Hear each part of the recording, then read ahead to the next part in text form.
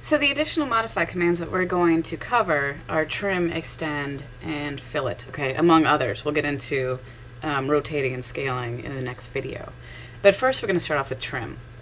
And the trim command allows you to erase parts of objects that are not needed by using other objects as a cutting edge. So this is a different type of command structure than what we have been working with and involves multiple steps. So you're allowed to trim objects individually or a multitude by using our green selection box, which is traditionally known as a fence in AutoCAD. So note that the two sets of selections are not mutually exclusive. Okay, cutting edge objects can be objects to trim as well. So it all depends on how you define the trimming relationships. So what that means is what I need to have is I need to have two intersecting objects in order to use this trim command. So with this rectangle, I can't use the trim command because nothing is intersecting the other. Okay, if I move this inner rectangle, okay, and move it over, you can see that these objects intersect each other, and so now I can use my trim command. Okay, so trim is noted up above, okay, or you can type in trim, or you can type in TR, which is the alias for it. Okay, and again, it's just memorizing these aliases. So what it's asking me is it's asking me to select my objects or select all. Okay, so what if I go back a second, okay, and if I look down at my command line, it's asking me to select my cutting edge. So it's saying, okay, what am I essentially trimming the other object off of? So let's trim this portion out. Okay, so to do so, I need to select a cutting edge, and this edge is essentially my knife edge.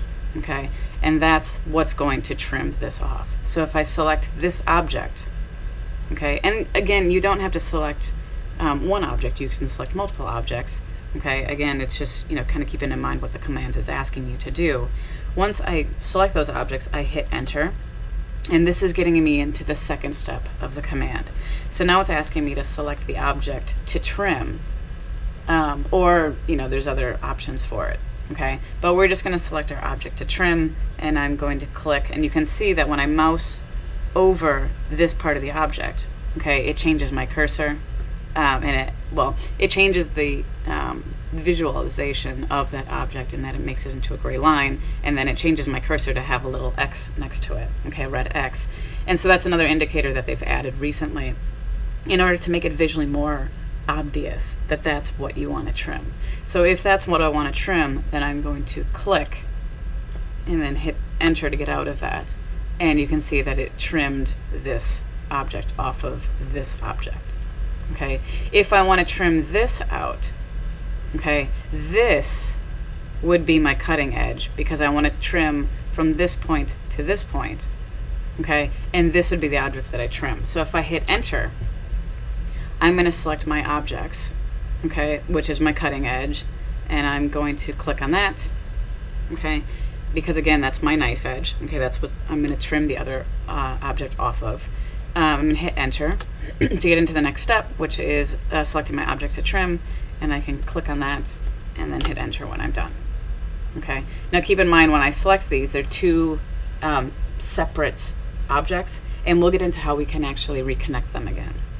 Okay, so that's a bit of a slow way of doing it.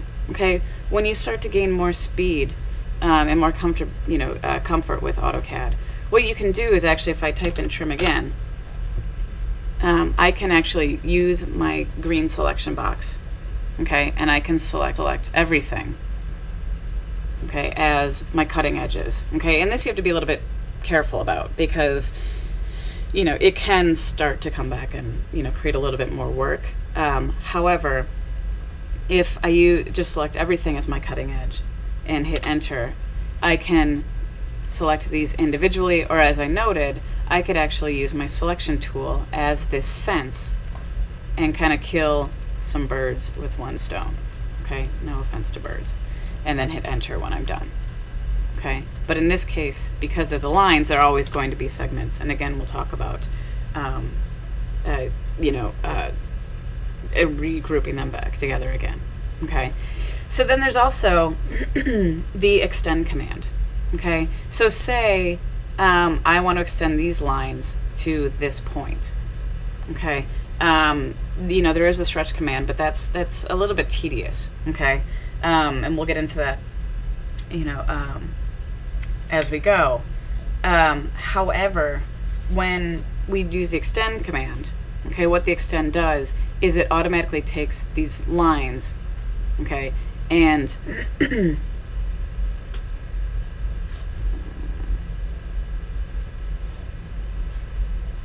so what happens when we use the extend commands is extend command. We can take this line, okay, and we can extend it.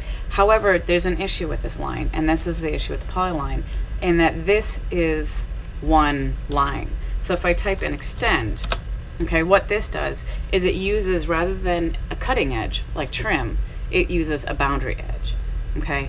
And so what it does is it uses this edge as a place to, or the boundary to extend these lines to. So I can select that object, hit enter, and select these edges, but you'll see that it gives me a no sign, okay, next to my cursor.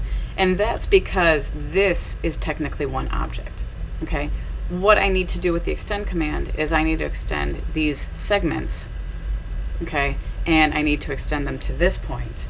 However, it doesn't work with the polyline as it is now here, okay? With the lines, it'll do it. So if I type in extend, click the boundary edge, and again, you can do multiple boundary edges, so I can select two at once or multiples at once and hit enter, and then I can either pick these one by one or again use my fence and select those. Okay, so you know, you can do multiples at once. It doesn't have to be, you know, one at a time. The fillet command, okay, also works in the same way. So well, it works in the same way, but it works differently, okay, in that it meets corners together.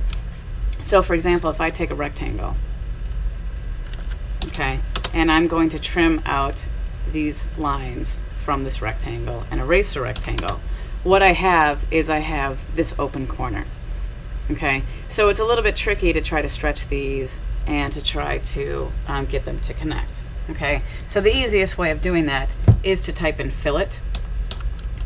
Okay, you can type in fillet. The tool button is up here at the top. Okay, or you can type in FI for fillet. Oops, sorry, FI is filter. The hotkey for fillet, if you ever can't figure it out, because there are a ton to remember. It doesn't look like there is one. Okay, if it has it in parentheses, that's what the alias, sorry, is for it. But fillet doesn't have one. And again, you can actually customize these aliases. You know, we're not going to get into that, but there is a way of customizing them too as well. So what the fillet asks is select your first object, which is one edge, and then it'll ask you to select your other object, which is your other edge, and then it'll join the two together. Okay. You can also specify these objects to meet with a rounded edge. So if I undo that by hitting U and enter, okay, and if I type in fillet again, and one of the options is radius, okay, I can specify a radius, let's say 4 for 4 inches, okay. Sometimes if you can't see the radius of, you know, this curve, then either it's too big or too small, okay. So 4 should be okay.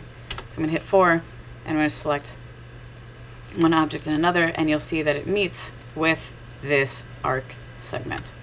Okay, so it's a neat little tool. The one thing you have to remember though is if I erase that, and if I use the tool again, and I want a 90-degree angle, okay, and I don't change my radius back, it's going to keep giving me that. Okay, so that's one of those things with fillet that you have to remember, in that you have to change it back if you want a 90-degree angle. So if I type in fillet, again, go to my radius and type in 0, okay, not giving it a radius. Then when I select my objects, it'll create that 90 degrees. Okay, so again, keep that in the back of your mind that when you're using fillet, if you're using a radius, you always have to change it back.